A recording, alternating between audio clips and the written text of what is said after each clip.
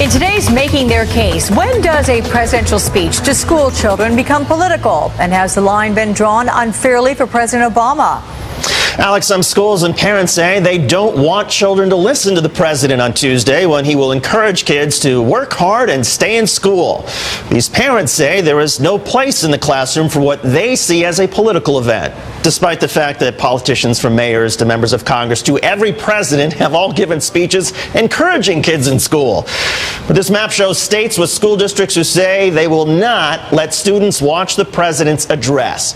Some conservatives say the president is trying to spread socialist ideology and indoctrination.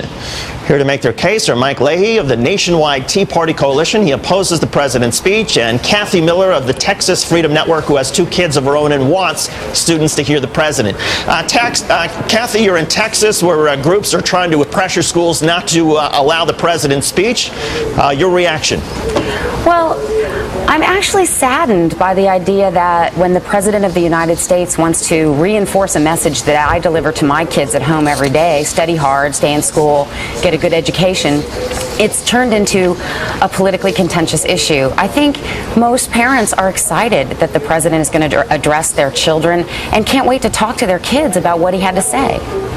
And Mike, even if families disagree, say, with the president's political views, how can anybody disagree with the message about staying in school and working hard?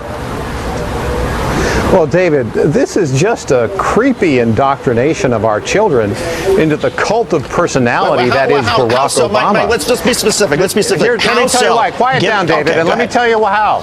I'm going to tell you right now. Okay. This is from the lesson plan.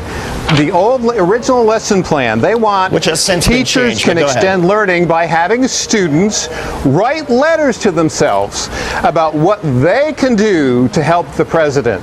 Now, David, that is indoctrination. Okay, so was it indoctrination when Nancy Reagan... Okay, fair point. Well, was it indoctrination then when Nancy Reagan encouraged students to write down what they could do to help say no to drugs? Well, I'll tell you what. Here's what we suggest that parents do. Go to school. Have your kids go to school. Well, how about answer my question first, Mike? GoToPassOnThat.com, and here's what you should do. Go and ask your school board if they intend to have the speech. If they do, you should go and say, we want an alternative activity. You know, Mike, Alex Wood here, if the president's message is to encourage children to work hard and stay in school, what is wrong with that message? What is it that you're afraid of the president saying? Well, the lesson plan, Alex, is basically very Obama-centric. How can the president be helped? What do you think of the president? What words of the president's do you want to highlight and write on the wall?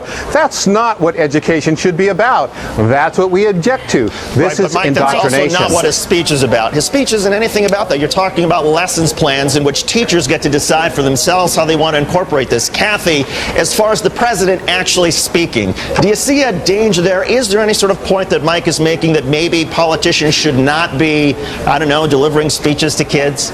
Well, this is the President of the United States, and he was elected by the people, and we ask our kids to pledge allegiance to the flag every day. And in Texas, we teach our kids good citizenship and patriotism.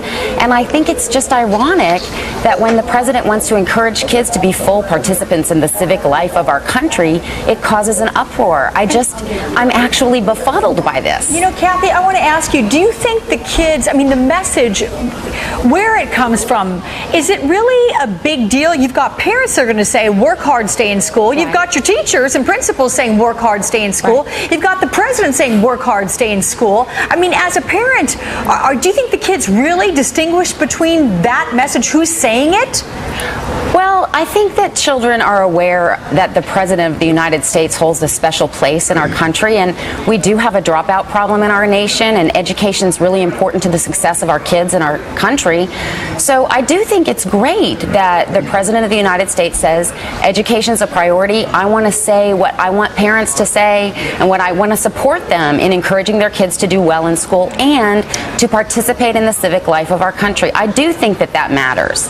Mike, I'm going to give you one more chance chance. I'm going to try one more time with a yes or no. Was it a subversive threat when George W. Bush read "My Pet Goat" on 9/11, which essentially might have encouraged kids to go out and get a pet goat, even though in Florida, where he was giving the speech, it's against the law to have a goat unless you're on a farm? So was the president trying to encourage kids to subvert the law when he did that?